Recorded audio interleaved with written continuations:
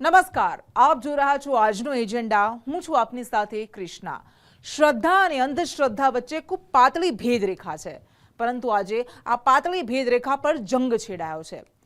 આજથી થોડા દિવસ પહેલા વિજ્ઞાન જાથાના જયંત પંડ્યાએ બનાસકાંઠાના કાંકરેજમાં એક દિવ્યાંગ ભુવા પર અંધશ્રદ્ધા ફેલાવવાનો આરોપ મૂકીને તેને પોલીસ મથકે લઈ જઈને માફી મંગાવી હતી. પરંતુ આજે પૂનમના દિવસે એ જ ભુવાજી ફરી એક્ટિવ થયા છે.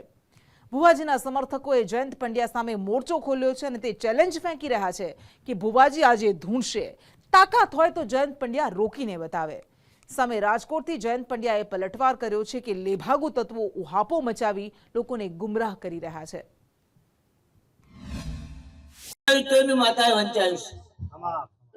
મોબાઈલ નંબર ની માતા વંચાવીશ તો જરૂર ભરખો રાખશો, જરૂર પૂરું કરશે. આ ધૂણવાનો જૈન પંડ્યાને છાઈ કરી નાખે. હું ધૂણવાનો. ગુજરાતમાં આજ સુધી અનેક ભુવાની અંધશ્રદ્ધા ફેલાવવાના ગુનામાં ધરપકડ થઈ છે, પરંતુ આજે એક અજીબોગરીબ ઘટના બનાસકાંઠાથી સામે આવી છે, જેમાં હજારો લોકો એક ભુવાજીના સમર્થનમાં ઉતર્યા છે અને વિજ્ઞાન જાથાનો વિરોધ કરી રહ્યા છે. બનાસકાંઠાના થરામાં વહાણવટી સિકોતર માતાનું મંદિર છે, જ્યાં વાઘજી ભુવાજી સેવક તરીકે કામ કરે છે અને ધૂણે છે. પરંતુ આજથી 3 દિવસ પહેલા એટલે 12 ડિસેમ્બરના રોજ અંધશ્રદ્ધા નિર્મૂલનનું કામ કરતા વિજ્ઞાન જાથાના જયંત પંડ્યા થરા પહોંચે છે અને દોરા ધાગા કરી રોગ મટાડી આપનારા વાઘજી ભુવાજીની અટકાયત કરાવે છે. પોલીસની હાજરીમાં વાઘજી ભુવાજી માફી માંગે છે અને આજ પછી તે ધૂણવાનું બંધ કરશે તેવી ખાતરી પણ આપે છે. અમારું કામ છે તો હજી કીધું છું, અમારું કામ છે અંધશ્રદ્ધા ફેલાવતા આવા દોરા બાંધો છો, માથા ન કરો છો. તમને શું કીધું તું? તમને કેમ ખબર પડી પ્રેતાત્મા છે? સૌ કોઈને લાગે છે કે આ બબાલ અહીં પૂરી થઈ ગઈ, પરંતુ આવું થતું નથી. આજના પૂનમના દિવસે થરાના વહાણવટી સિકોતર માતાના મંદિરે મોટી સંખ્યામાં ભુવાજીના સમર્થકો એકઠા થાય છે.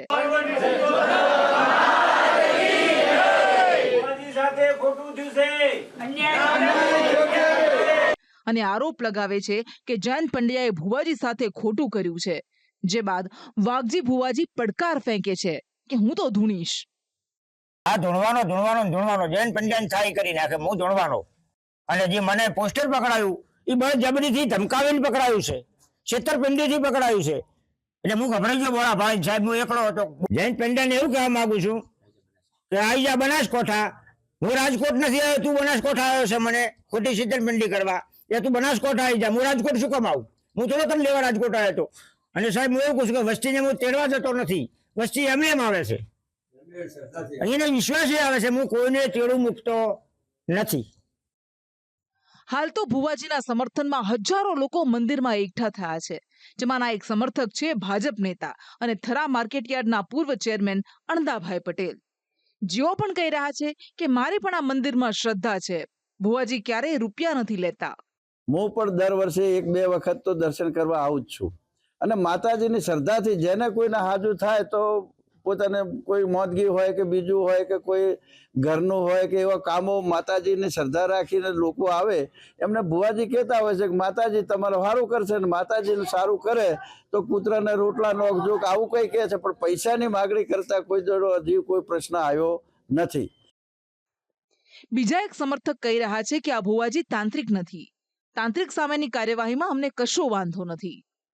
સમય અગાઉ અહીંયા વિજ્ઞાન જાથાના જે જયંત પંડ્યા છે એ આવ્યા હતા. એ ઘણી જગ્યાએ તાંત્રિક વિધિઓ કરતા હોય એવા ભુવાઓને પકડીને ગુનો દાખલ કરતા હોય છે, પરંતુ આ ભુવાજી તાંત્રિક નથી. મહત્વનું છે કે ભુવાજી કહી રહ્યા છે કે તે રૂપિયા નથી લેતા, ધર્માદા કરાવે છે, પક્ષીને ચણ નખાવે છે. પરંતુ વિજ્ઞાન જાથાના જયંત પંડ્યાના આરોપો મુજબ ભુવાજી દોરા ધાગા કરી રોગ મટાડવાનું કહીને અંધશ્રદ્ધા ફેલાવે છે, જે કાયદા મુજબ ગુનો બને છે, જેને લઈને તેમણે ભુવા પાસે માફી પણ મંગાવી હતી. સત આગળ આવ્યું છે ને સત ના હોત તો મારું આગળ ના હોત. શું કશું હાલના વિવાદ પર જયંત પંડ્યા કહી રહ્યા છે કે ઘટનાને લઈને ખોટી રીતે ઉહાપો મચાવવામાં આવી રહ્યો છે. એને કીધું કે તમે માથું દુખે છે અથવા કેન્સરના કોઈ રોગી હોય એને તમે આવા દોરા બાંધી દો અને એને વધારે દુખાવો થાય અથવા મોતને પેટે જવાબદાર કોણ, એની પાસે કોઈ જવાબ નહોતા. વિજ્ઞાન જાથા બહુ તટસ્થ રીતે કામ કર્યું છે. પોતે દિવ્યાંગ છે એટલે એના તરફ વિશેષ લાગણી રાખેલી હતી. અમે પરામર્શ કરીને ત્યાં માન સન્માન સહિત પોલીસ સ્ટેશને લાવવામાં આવેલ હતા. ત્યાં પણ એની મેળે હાથ જોડીને પોતે પગે લાગીને માફી માંગી. તો એને આ બધી હકીકતને વિકૃત સ્વરૂપે કોઈ લેભાગુઓએ આખું ષડયંત્ર કરી અને ભુવાના આડની અંદર તો પોતે રોટલા શેકતા હોય કે એની દુકાન ચાલતી હોય અને બંધ થઈ જાય તેવું લાગતા તે ખોટો ઉહાપો શરૂ કર્યો છે. જો કે હાલ શ્રદ્ધા અને અંધશ્રદ્ધાને લઈને વાઘજી ભુવાજી અને વિજ્ઞાન જાથાના જયંત પંડ્યા સામ સામે પડકારો ફેંકી રહ્યા છે. ભુવાજી કહી રહ્યા છે કે હું તો ધૂણીશ. બીજી બાજુ જયંત પંડ્યા કહી રહ્યા છે કે અંધશ્રદ્ધા ફેલાવવા બદલ તેમની સામે કાર્યવાહી થવી જોઈએ. આ બધા વચ્ચે રાજ્યની પોલીસ ઊંઘતી હોય તેવું લાગી રહ્યું છે. જો ભુવાજી અંધશ્રદ્ધા ફેલાવી રહ્યા છે તો તેમની સામે કાર્યવાહી થવી જોઈએ. ભુવાજી અંધશ્રદ્ધા ફેલાવે છે કે નહીં તે ચકાસવાનું કામ સામાન્ય નાગરિકોનું નથી, પોલીસનું છે. પરંતુ હાલ આ વિવાદમાં તંત્ર આરામ ફરમાવી રહ્યું છે અને ભુવાજીના સમર્થકો અને વિજ્ઞાન જાથાવાળા માથે વળગ્યા છે. બ્યુરો રિપોર્ટ, સંદેશ ન્યૂઝ.